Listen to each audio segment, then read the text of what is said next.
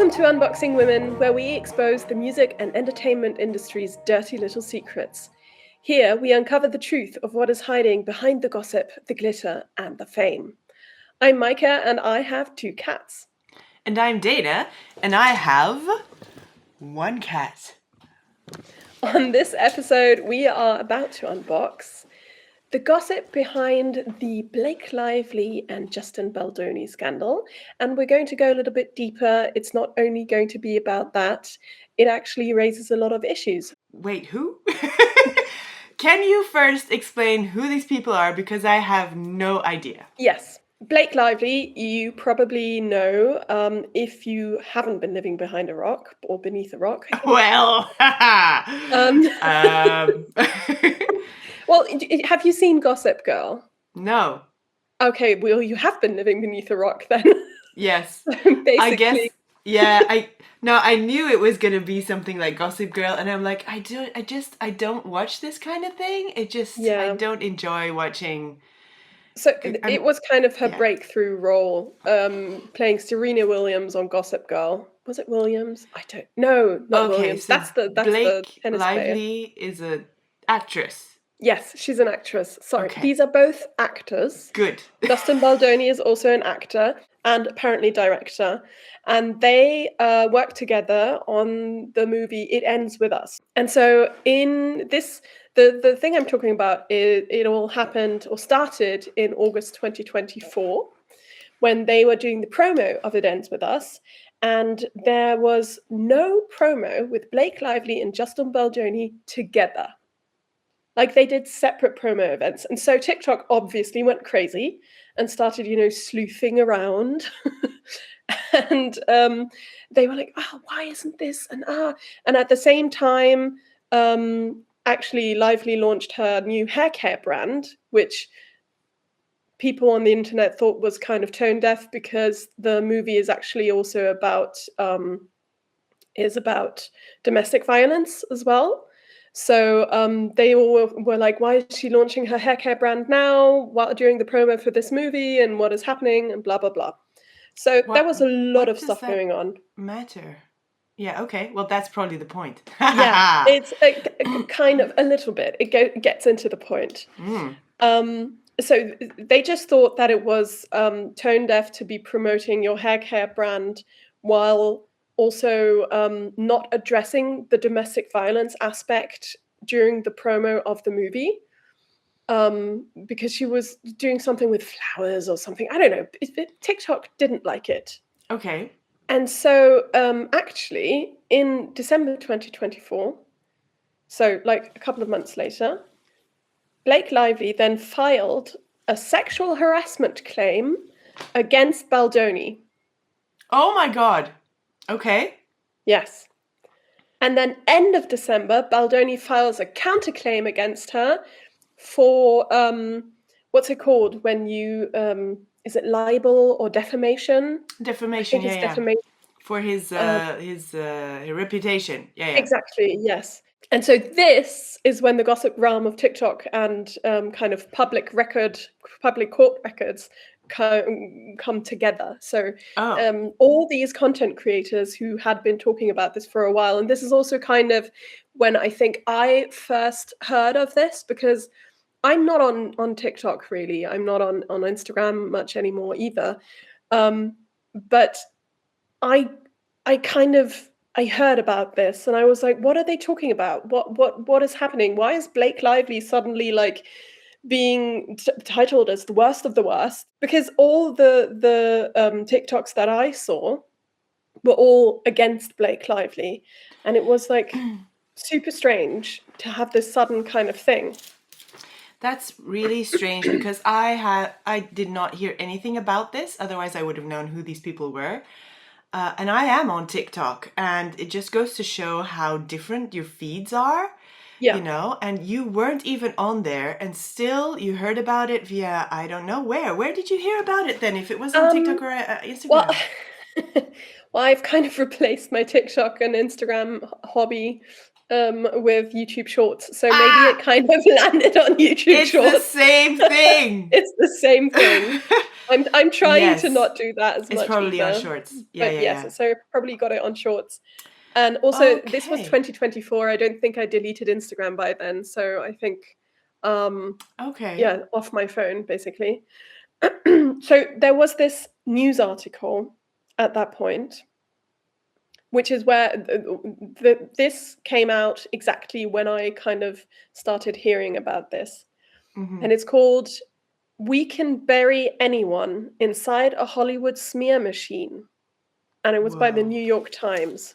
Okay. And what's the point of that? So they're not actually talking about these two, they're talking about the fact that it's gossip. They were talking about these two because the "We Can Bury Anyone" came, I think, from a text message that a PR firm or a representative of a PR firm wrote to Baldoni, so Justin Baldoni, the guy in the case, because he hired a PR firm in August, so before Lively sued him, Okay. to do kind of crisis management because he knew something was coming, Haha. right? And So he did it. well, this is the thing. There was a sort of there was a filming stop in between. I think it was during the writers' strike or something. And there was a point there where Lively also sent a large list of things that Baldoni had to agree to stop doing or make sure that didn't happen before she would come back onto set. So I don't know exactly what it was. I know one of them was that he was came into her trailer unannounced and without invitation and stuff, which is just knock and ask if you can enter. I don't know the ins and outs, but that happened. So he did have an inkling that obviously something could be coming, right? Okay. And they kind of wanted to get through the promo first before pulling all this shit down. Oh, sorry. Are we allowed to swear? We've done. Yes.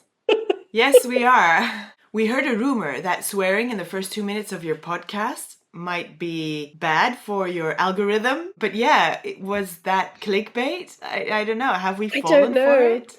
I did a little bit of research, but I think it's really hard to understand the algorithms on anything. So we're doing a little bit of our own research. We're going to try not to swear in the first couple of minutes, and then we'll do some episodes where we swear a lot. Actually, this ties into what I'm going to be talking about as well, because this PR kind of takedown strategy, in this case, in this specific case, it has been contested in court that it is not astroturfing, which I will explain in a second. She's like, what the hell is that? I will explain it in a second, but I just wanted to make clear that in the case of Lively and Baldoni, it has been contested in court. We are not allowed to say that it was astroturfing. So I'm just going to talk about astroturfing in general. So since our last episode, I feel like I'm like 10 years older. What the fuck is this? I mean, like astroturf. What? How not connected am I anymore with the world? I don't know what this means. I don't know who these people are. Oh my God, Micah. If you don't know Blake Lively, then maybe if I see her face, I'm like, oh yeah. You definitely recognize her. Her recent movie was with Anna Kendrick. Do you know Anna Kendrick? No. Oh my God, Anna Kendrick is an amazing singer as well. Do you have like titles of movies? Instead of names of people?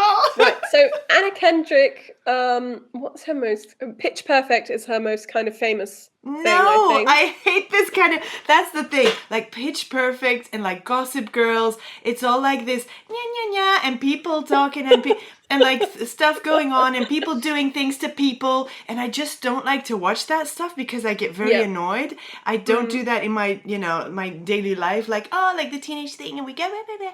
So I don't watch that stuff because it's not relaxing to me, So what I watch is like, I don't know, horror movies where gore splatters. Horror movies, that's super relaxing. Action, like thriller stuff. like Jason Bourne stuff, or Right. So relaxing. Ben Affleck and Matt Damon have this new movie, The Rip. And it's like Oh yeah, I intriguing heard that's because good. Yeah. they're looking for this a snitch in their team, and so they do this whole thing. Anyway, that's the kind of it's more like using. I don't want to say using your brain, but I mean it's. Well, it's this kind of teenage stuff. Yes, I just can't stand that. So Yes. So Gossip Girl. I honestly have never made it through Gossip Girl. You see? I know. But still, I know You're who on Blake Lively you're is. on the edge. Do you know Ryan Reynolds? Yes, I do know Ryan Reynolds. Okay, it's his and that's wife. because he's in something actiony. Right. His wife is Blake Lively. I still have no idea who she is. Okay, so let's skip over that for a minute. Yes, let's skip. But this is just for all the other people who are like, we still don't know what astroturfing is. So please, yes. What is the definition? So astroturfing comes from astro and turf. So turf is kind of like grass and wait, I knew this. Like star ground? What? Wait, let me just astroturf equals star earth. Star ground. Okay, let me explain this differently. Yes. So astroturfing is the practice of creating the illusion of organic grassroots public opinion. Oh, when the messaging is actually coordinated, funded, or directed by an organization, a PR company, political group, or powerful individual. Okay. Yes. So grassroots, because it's with grass and roots, they use the turf, and like astro because it's like they do it with a rocket. Okay, now I get it.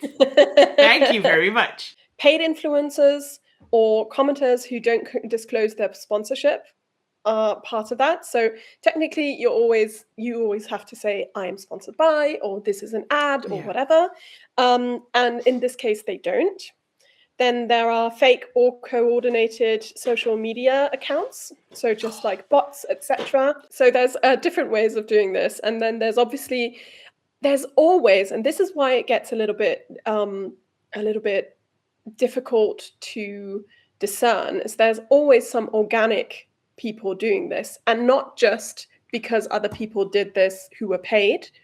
So usually there's already a kind of discussion going on with people who are just discussing this on their own, be it on Reddit, be it on TikTok or in tabloids or whatever.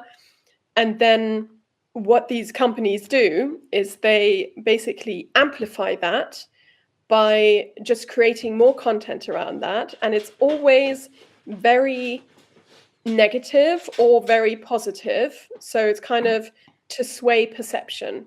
And they use that to then have more organic people also join in, because everybody wants to be in on the hype as well. Basically, you can't trust social media because it's a gossip train, much like the tabloids used to be.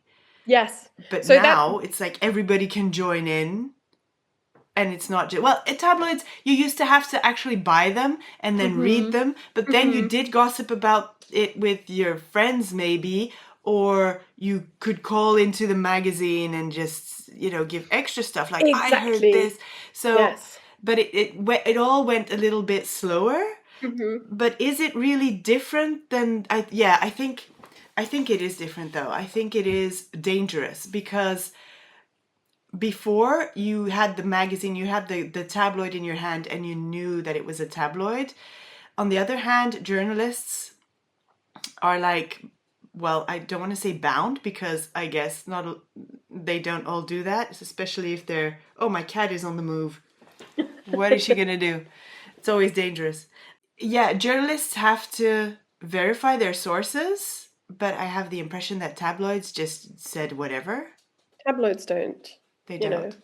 I don't think so. So I think it's a reputation they build up for themselves. So like large newspapers, they build up their reputation, being like, we always have to source this, Verify. Yeah. verify, etc. And and so I think that is the difference between tabloids and newspapers, right? Yeah, okay. And so TikTok is actually, or social media basically, has become one big tabloid where you don't know if it's true. People jump on it, willy-nilly, like, oh my God, because they also want the fame and they want to do something that's trending. They just ruin your reputation. Yeah, exactly.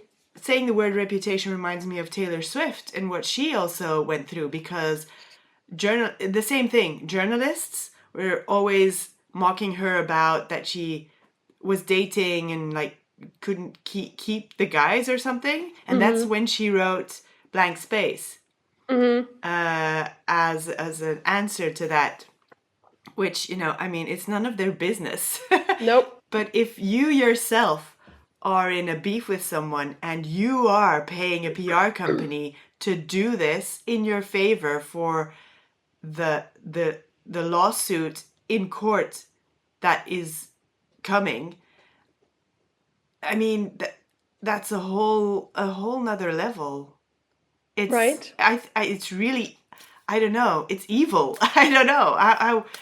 So the question then, it kind of springs to mind: is it evil? Or is it, or because we don't know what is right. We don't know if, that's true. Like in this case, let's take the Lively Baldoni case because we've introduced that one. We don't know if Lively was telling the truth or not. But then again, people say, a woman is speaking out and now you're not actually going to believe her, which has been this whole conversation throughout the whole Me Too movement. That annoys me so much. Yeah. Exactly. So it is very difficult. And I think what also is really interesting is that it's not just video-based media. It's also Reddit. Yeah. It's also Facebook posts. It's also, and people on Reddit think a lot of the time they're like, oh, we're so sleuthy, and we're like, I like Reddit posts more than maybe some other people. Oh, but no. I don't, again, I'm not your world. No, because it's a bunch. It's a lot of men. Oh, I don't personally go on Reddit. I listen to this podcast called Smosh Reddit Hits, and they kind of pick out stories that are kind of fun to listen to and group them in themes. So I kind of listen to that because it's always interesting. You don't know if they're true or not. And that's the thing. I go into it thinking, well, you don't know if this is true or not because this is like Reddit. Anybody can say what they want. Yeah. But people on Reddit, a lot of the time, are like, oh, we know what's going on. We have the whole truth and only the truth, and our truth is the right truth. And they're kind of like, religious people. And so it's basically also a team of those PR people that are on Reddit. There are also PR people on Reddit, yes. Yeah. And so that is something that a lot of people think like, oh, well, I don't go on TikTok. I wouldn't be fazed by that because I don't believe these things anyway. And then you're like, yes, but maybe you go other places. And seeing is no longer believing with AI either. And people just get tricked all the time into like these scandalous things, and they're like, oh, ooh, and they jump on it. And I just think, do they really not have anything else to do? Yeah. That's basically, so they're filling their time with, well, probably also listening to our podcast. If you have nothing to do, listen to Unboxing Women, where we gossip. It is entertainment, right? So, people fill their time with watching movies. Netflix is a big one. TikTok and shorts and all of that. Social media is a big one. And I'm just thinking, what did we do with all that time before we had a smartphone? And well, then, actually, we bought tabloids and we read them. Yes, well, that for one. But I can also tell you, because I had an off day yesterday, I wasn't feeling good, so I stayed home from work and I spent my day baking bread and knitting, like the 30-year-old millennial that I am. Yes. Sounds more like a Gen Z thing, though. But okay. Is it? Well, I think I'm Yeah. technically I don't still know. a millennial. I'm like a zillennial. I'm You're a in between zillennial. years. Yes. Yeah. Yeah, I'm a Gen X millennial. I'm Is also in that a thing? between I'm in between Okay. those. Yeah, I Right. identify with Gen X, but I'm actually a millennial. Interesting. Yeah, I don't know. Yeah, I mean, and knitting and baking bread. That sounds actually great for your mental health. I was thinking about, okay, so how has it changed over the years? And is it actually worse? What it used to be was kind of farmers against so and so, or citizens for, I don't know, Mhm. abolition or whatever it was, prohibition, or, and those were funded by big companies. Obviously, not the prohibition thing, but Yeah, but still, it's a lot of lobbying, which yes. is And then actually also there's marketing. Yeah. exactly. And then there's like kind of call-ins to radio, television shows, like you were saying, and flooding a place with bad reviews, etc. It was stuff like that, and reviews. I'm not talking like Google No, reviews. no, I'm no. talking like reviews how they used to be, Like in the like in the paper, paper. or yeah, Exactly. in the paper. In the paper. Um, so now it's obviously TikTok, Reels, Reddit, all kind of instant at your fingertips, changing all the time, snowballing out of anyone's perceived control. But Yeah. then that's just it. Even though it doesn't seem that way, it is controlled, and it's not your narrative. It's the narrative of those people who are kind of putting in the effort and all the work to create it that way. And so instances that we know of as kind of like Russia posting on Facebook, etc., during the US elections, Yeah. they were pretending to be US citizens and stuff like that. And so I was thinking, like, why does it work so well now? Because obviously it used to kind of work, but everybody was like, okay, well, this could be You could see staged, through it. and Yes. exactly, you could see through it Now more. you can't. You just can't discern it from reality, and it's No. scary. But then why? Why can't you discern it from reality? Because why do you instantly assume that everything, I have this problem myself. Why do we instantly assume that everything we see on Reels or TikTok or whatever is the truth? Well, because it used to be seeing is believing, because you couldn't fake stuff. You couldn't fake a video, or you couldn't fake in real life stuff. That's why seeing is believing, but it's no longer the case. And And yes, but it's also like in this case, it's just people talking. It's not even you're seeing it and so it's real. no, but they are saying it in a video. And so Mm. it goes into the video realm, and it goes into seeing is believing. The thing is, why do we care so much what anybody says about anyone on TikTok? And that's because we all have an opinion, and we all want to say our opinion. And so something comes on about Blake Lively, and they're like, yeah, and she's this and she's that, or the other side like, no, and we love Blake Lively. And so it polarizes people. It polarizes, and it makes the source more popular because of it. And that's also something that I've experienced and learned, and it's literally, it's a marketing law. Like, polarize people, and you will become popular, obviously, with the one side, and you will push away the others, but you will become more popular, and it will, it will do things for you. Than if you're like meek and staying in the middle all the time, people just, they're not interested. Yeah.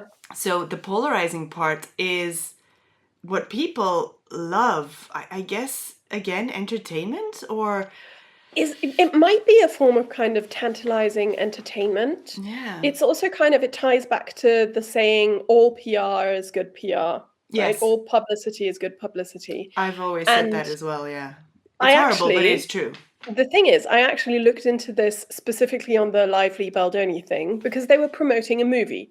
And Mm. like in the background, while all of this kind of was happening with the PR stuff going, like and Blake Lively getting like bad mouthed on the internet, etc., the executives of the movie were emailing each other. This has come out in kind of court records. Were emailing each other and saying like, oh, she's tanking her entire career, and this whole movie is gonna be tanked, and she's never gonna be hireable again. She's killed herself completely, and blah blah blah.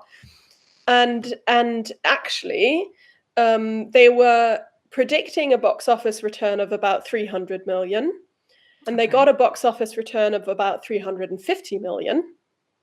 And because it everybody was wants to go see the movie of now the that people are controversy. talking about it. Exactly. Yeah. So yeah, I've always said, and it's hard to take as well anybody in the public eye, I guess, that any PR is good is good PR, even if it's bad. So if Yeah, they're talking shit about you, then it's still good because they're actually talking about you. precisely. So So yeah, but I mean I understand that it's so hard. It must it's be also so especially awful. hard because like there is the tendency for when this involves women, um, that they are judged on, niceness or tone and likability and stuff like that. And so like statements like isn't she fake is it's kind of a gendered thing because you don't Yeah. see that with men that often that they're like, oh, he's fake. You don't hear that. You hear like, oh, I don't believe him, or oh, I think maybe he's lying, but you don't get, oh, he's fake. Mm. That's totally a It's very female shallow word thing. to use. Yeah, yeah, yeah. Yes, and also like is she being judged on niceness and tone deafness or whatever, and why isn't like I never heard anything actually about how Baldoni was doing during this time, like what he was doing and how he was doing it.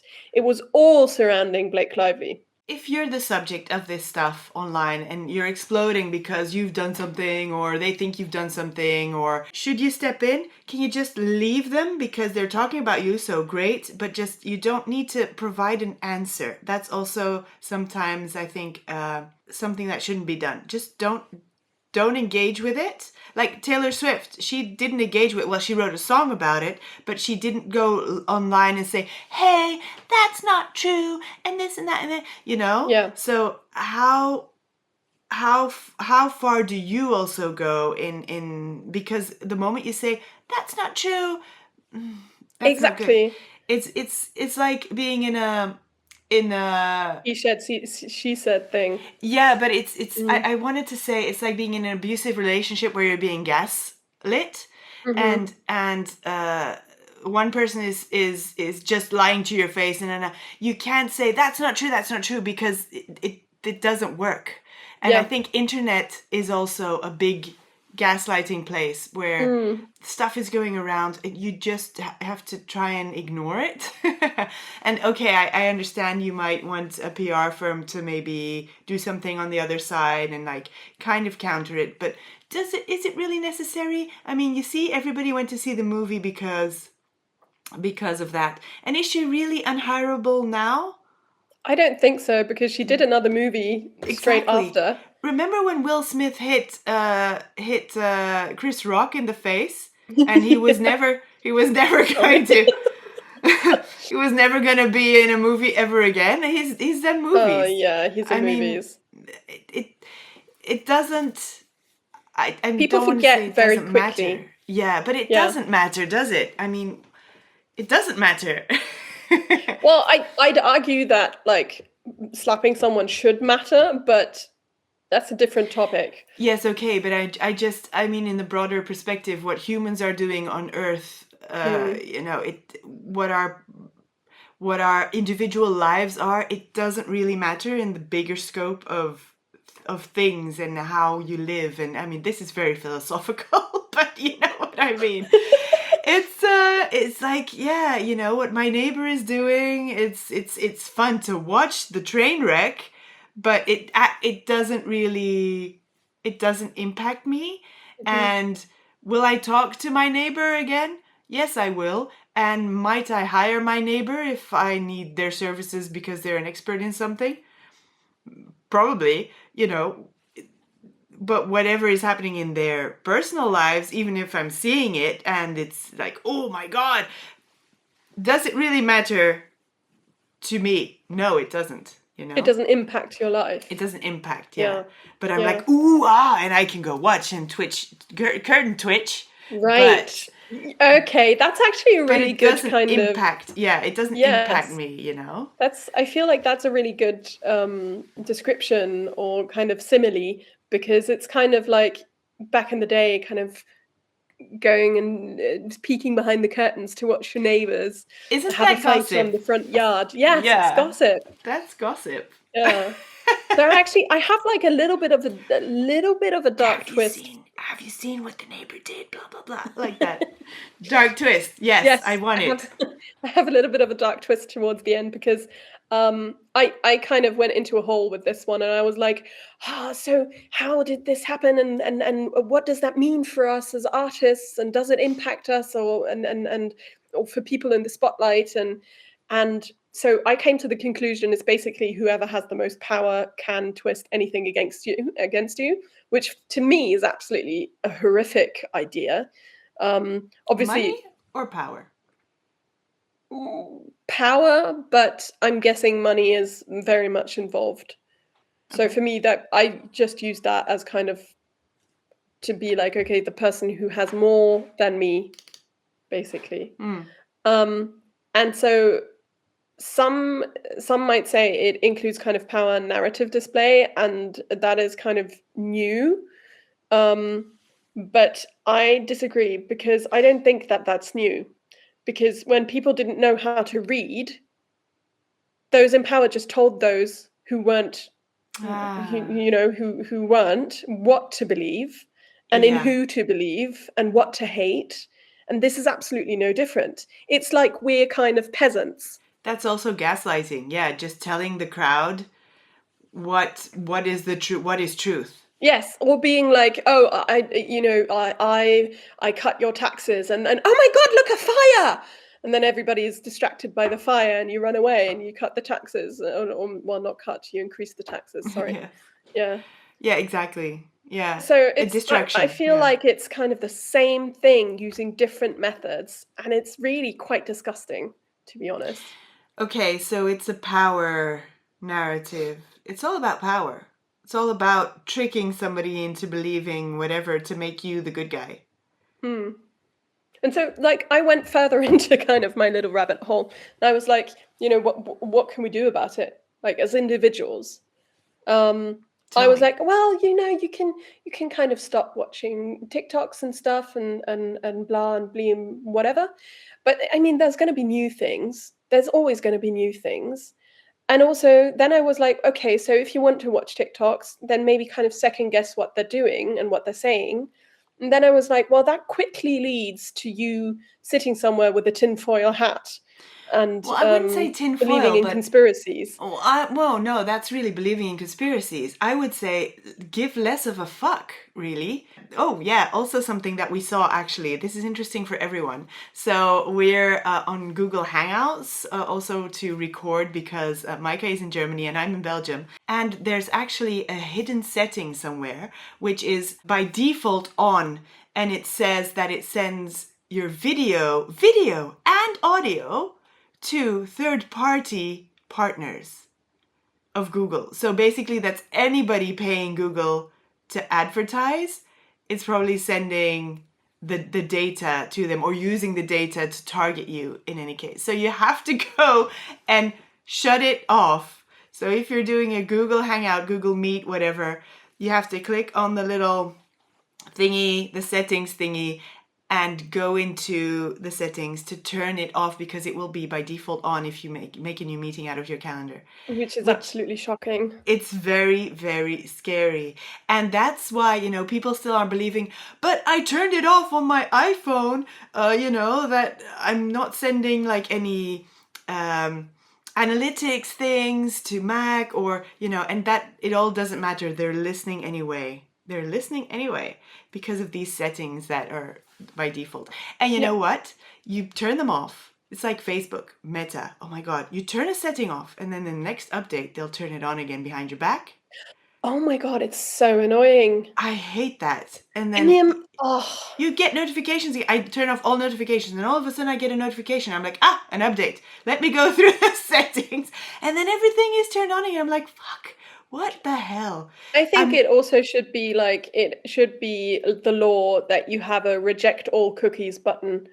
Because the amount of times I've gone through kind of and clicked off legitimate interest, which what the fuck is legitimate interest? That yeah, could be anything. That could be, oh, I'm interested because I want to sell your data. mm, What, exactly. like, no. And I have to click through, like, and it takes me 2-3 minutes each time. Yes. Like, I'm not It's a using your hassle. website if you have cookies like that. I won't. Yeah.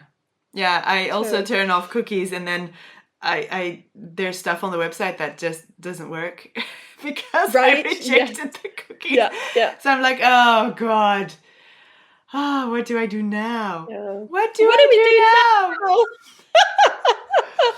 Have a Help look at our me. Is there a episode last man to season help me? Please. to catch that reference.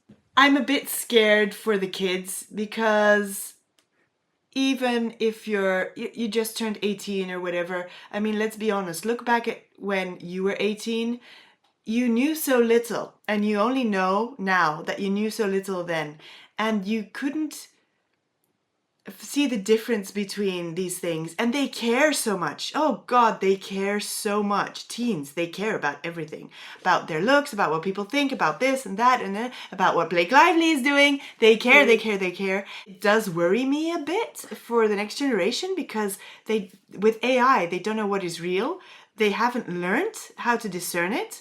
I can barely discern it, and I'm really trying. And I lived through the 80s and 90s, so I'm quite good at it, but still things pass. And I'm just a bit scared. And now they're banning minors. They banned minors off of social media in Australia. Right. Yes. And they've given feedback. Actually, the kids have given feedback, and some say that, well, they don't like it, and those basically are using fake accounts or like fake birthdays or asking their parents for stuff, and they're still on it. And there are others who have not done that, and they say that they feel free. Yeah. And I think that's really good. And I think they should be without social media at first to just have their brains know what is reality and what not. And then go on social media all you want, but it's just a dangerous place to be. Honestly, I think it's also a dangerous place at whatever age you are because it is addictive. You know, It it is is. actually addictive. I feel a lot better now that I deinstalled Instagram off my phone. I don't know, maybe a year ago or something, or half a year ago. I don't quite remember. Um, and yes, I do now watch YouTube Shorts. So I do need to cut back down on that. But I do feel so much better just because on Instagram, there was always this kind of, oh, what's everybody else doing? What am I doing today? Can I post something? Am I doing something worth posting? Is this like kind of, and That's I what I didn't wanted to ask realize you. that Yeah. during at the time because I didn't realize a kind of that this pressure was there. You don't realize it while you're in it. And then afterwards, I was like, oh, I don't care. I don't and now I went on it like yesterday to check because we posted something, and I went on yesterday to check, and I saw like some old uni friends had kind of reappeared on Instagram, who had been missing for like one of them I hadn't heard from in years, and I was like, oh, I'm so happy to see that he's doing well, and then I went off. It's like Yeah. that's all I need. I just need to kind of see. Okay, but Micah, they don't post things that are not going well. You never post negative stuff. You only post positive stuff. So Yes, it's a yes, wrong image that you're getting. And that's I true. hope your friend is fine, and they probably are. But I mean, that's also the thing. You don't post, oh God, I feel shit today, and look at my face, and I'm like, I don't feel well. Look at me, I'm sick. And like, you Mm, don't do that. You only post like the happy, happy, flappy things. And yep. that's also the danger with social media. It gives everybody the impression that everything is always fine and you're doing great, but it really isn't. And I think that is what takes the actual toll because Mm. people are like, oh my God, you're doing so great. And you're like, oh God, I really am not, you know? How have you been doing banning those social medias from your life. So you've been feeling better, but you've been watching shorts, but that you're not posting on shorts. No. So it's just to stay abreast of what's going on. I have a couple of creators I kind of like to watch shorts from as well. I try to not watch them too much because I feel in the beginning when I stopped when I deleted Instagram, I felt instantly better. Like within a week or something, I felt so much better, and I feel like I wouldn't have had the energy or the time to start these other hobbies that I've started. And like bread baking and knitting. Oh, for instance. Okay. And they fulfill you. I mean, you're like, this is really fun. I want to do this. Yeah. Okay. Yeah. Yeah. And also I'm making something, you know?